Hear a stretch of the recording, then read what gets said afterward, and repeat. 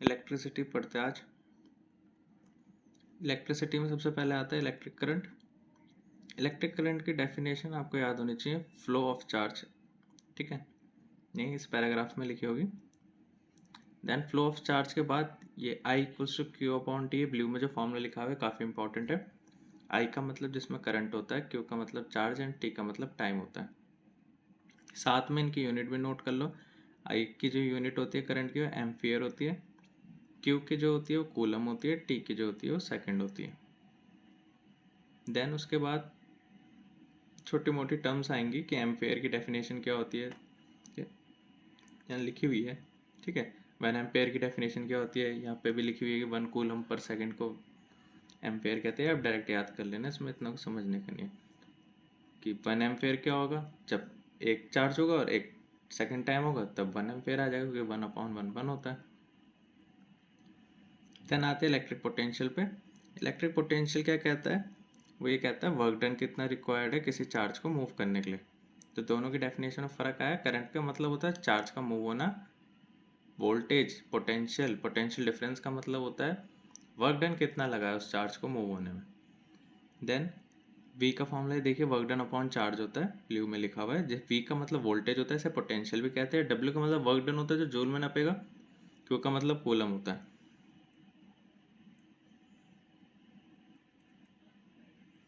Then आता है circuit diagram. Circuit diagram में सबसे पहले सेल आता है, सेल से आता है बैटरी, ठीक है। एक बहुत सारे सेल जुड़ जाए तो उसे बैटरी कहते हैं। सेल जो होता है एक बड़ी लाइन एक छोटी लाइन से बनता है, बड़ी लाइन को पॉजिटिव कहा जाता है। स्विच जो है वो ओपन होता है, ठीक है, तो करंट पास नहीं होता। स्विच जो क्लोज होता है तो करंट पास हो जाता है। वायर जॉइंट है तो ये वाला सिंबल बनेगा, वायर जॉइंट नहीं है तो ये वाला। जो बल्ब आपके घर पे लगा है जो जलता है जिससे आप रोशनी लेते हैं, वो उसका सिंबल ऐसे बनता है। रेजिस्टेंस एक नई टर्म है, आगे पढ़ेंगे, तो अभी तक उसका सिंबल देख लीजिए, ऐसे बनता है। बहुत सारे रेजिस्टेंस, मल्टीपल रेजिस्टेंस का सिंबल ऐसे बनता है, ये भी याद रख लीजिए। एमीमीटर और वोल्ट मीटर का कैसे बनता है वो भी देख लीजिए, ठीक है। देन आता है ओम्स लॉ। ओम्स लॉ कहता है कि voltage equals to I upon R होता है। ये एक तरीके का फॉर्मूला बताता है, ऐसा लॉ है, तो ज़्यादा कुछ इसमें समझने की ज़रूरत नहीं है। एक तो ये ग्राफ देख लीजिए, बिल्कुल ऐसे टेढ़ा और ऊपर चढ़ता हुआ जाएगा, तो ये ग्राफ आपको आना चाहिए, ये पेपर में आ सकता है। और ये फॉर्मूला आएगा V equals to I are.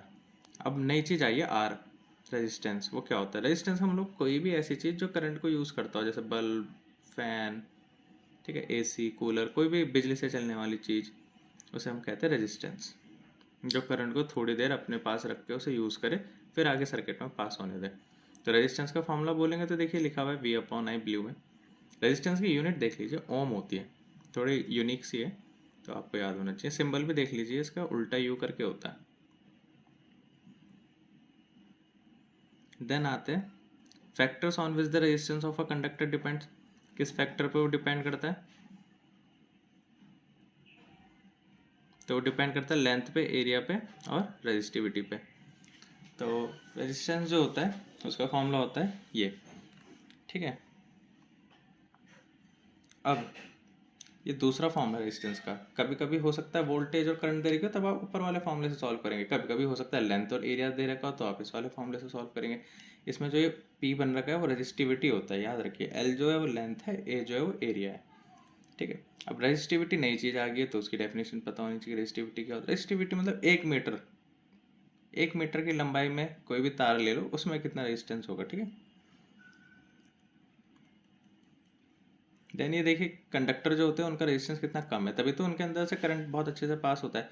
Insulator देखो उनका रेजिस्टेंस कितना ज़्यादा है, उसी के अंदर से इसलिए करंट पास नहीं होता, क्योंकि इंसुलेटर का रेजिस्टेंस ज़्यादा है। रेजिस्टेंस मतलब करंट ज़्यादा है, वो यूज़ करते हैं। करंट अगर वही ज़्यादा यूज़ कर लेंगे तो आगे कैसे बहेगा तार में, तो इसलिए इंसुलेटर का रेजिस्टेंस ज़्यादा होता है और करंट कम होता है, क्योंकि वो आगे बहने नहीं देते, वो खुद यूज़ कर लेते हैं।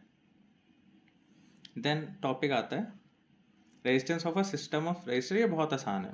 रेजिस्टेंस जो हम 3 तरीके से या 2 तरीके से अरेंज कर सकते हैं, एक सीरीज में, एक पैरेलल में। सीरीज वाले का डायग्राम देखो, ये रहा, तीनों रेजिस्टेंस लाइन में लगे हुए। ये आपने देखो जब आप दिवाली मनाते हो तो वो लड़ी जो लगाते हैं वो वाला हो गया, क्योंकि उसमें एक ही एक ही तार में सारे बल्ब लगे होते हैं। तो अभी भी आप समझे नहीं होगे तो ध्यान से सुनिए जो मैं कह रहा हूँ। अगर बिजली वाली लड़ी देखें, वो एक बटन ऑन करो और जितने भी बल्ब होते हैं सब जल जाते हो, क्योंकि वो लाइन से लगे होते हैं एक के बाद एक।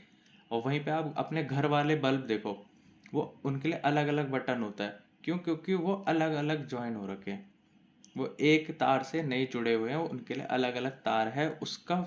घर वाले बल्ब का ये देखो, ये रहा सर्किट। ऊपर वाले R1 के लिए अलग से तार दे रखी है, नीचे वाले R2 के लिए अलग से एक तार दे रखी है, नीचे वाले R3 के लिए भी। देख रहे हैं आप, तार के 3 हिस्से कर रखे हैं, X पॉइंट से 3 अलग तारें जा रही है। ठीक है, तो इसका मतलब क्या हो जाता है कि आपका जो रेजिस्टेंस है वो पैरेलल में है, मतलब अलग अलग है। और ऊपर वाले में, सीरीज वाले में क्या हो जाता है कि आपका जो रेजिस्टेंस है वो एक ही तार में। अगर आप बंद कर देंगे स्विच तो सारे बल्ब बंद हो जाएंगे, पर ऐसा घर में नहीं होता। अगर आपने 3 बल्ब जला रखे घर में और एक बंद कर दे स्विच तो एक ही बल्ब बंद होता, बाकी दो जलते रहते, क्योंकि वो पैरेलल में है, उनके तारे अलग अलग हैं। अब अगर आपको अभी भी इसमें थोड़ा डाउट है तो अब आप डायरेक्ट इसके डिफरेंस देख लीजिए। इसका केवल फॉर्मूला ही आया आज तक और कुछ नहीं आया। तो फॉर्मूला देख लेते हैं। रेजिस्टेंस इन सीरीज में अगर आप रेजिस्टेंस निकालना चाहते हैं टोटल कितना होता है, वोल्टेज निकालना चाहते हैं टोटल कितना होता है।